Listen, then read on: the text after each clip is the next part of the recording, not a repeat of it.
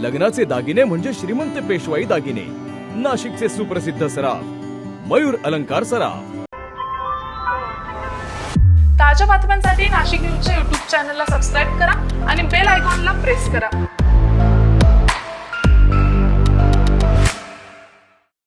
कुष्ठरोग हा शाप नाही तर एक उपचार योग्य आजार आहे। मायकोबॅक्टेरियम लॅप्रे जीवाणूमुळे होणारा हा जुनाट संसर्गजन्य रोग त्वचा, मज्जातंतू आणि नाकाच्या आतील त्वचेवर परिणाम करतो। सुन्नपणा, फिकट पॅचेस, बोटे वाकडी होणे किंवा नाक चोंदणे ही त्याची लक्षणे आहेत। संसर्ग झाल्यानंतर लक्षणे दिसायला 5 ते 20 वर्ष लागू शकतात, पण घाबरण्याचं कारण नाही। मल्टी ड्रग थेरपीने हा रोग पूर्णपणे बरा होऊ शकतो। म्हणूनच वेळेवर निदान करा, उपचार घ्या आणि जागरूकता पसरवा। सार्वजनिक आरोग्य विभाग, नाशिक महानगरपालिका द्वारे जनहितार्थ प्रसारित।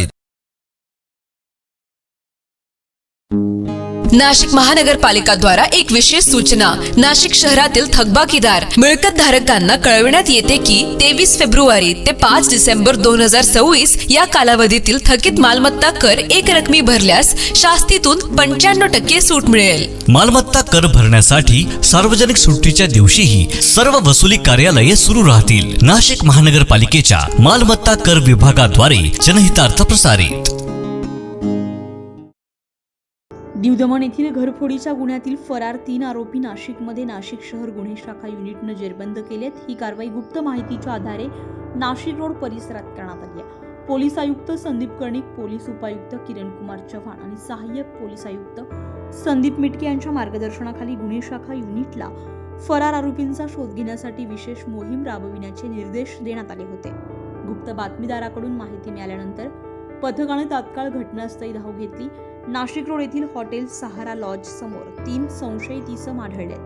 त्यांच्या हालचाली आणि देहबोली संशयास्पद वाटल्यामुळे पथकाने त्यांना चोहो बाजूंनी घेऊन ताब्यात घेतले। यामध्ये अब्दुल कादिर वकील, वय वर्ष 46, राहणार जिंदल, गाझियाबाद, उत्तर प्रदेश, इर्शाद पिता हसमत, वय वर्ष 40, राहणार करीमपुरा, हापूर, उत्तर प्रदेश, वाहिद पिता बशीर, वय वर्ष 35, राहणार बैराजपूर, खतौली, मुजफ्फरनगर, उत्तर प्रदेश अशी ताब्यात घेतलेल्या आरोपींची नावं आहेत। चौकशी दरम्यान त्यांनी घरफोडीचा गुन्हा केल्याची कबुली दिली आहे। या अनुषंगाने 7 फेब्रुवारी 2026 रोजी नाणी दमण पोलीस ठाण्यामध्ये नोंद केलेल्या घरफोडीचा गुन्हा उघडकीस आलाय।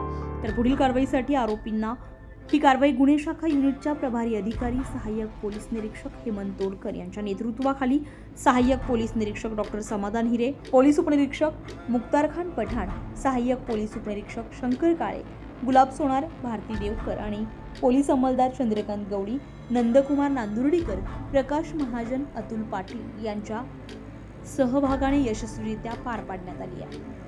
Bureau report, Nashik news, Nashik. ताज्या बातम्यांसाठी नाशिक न्यूजच्या YouTube चॅनलला सबस्क्राईब करा आणि बेल आयकॉनला प्रेस करा।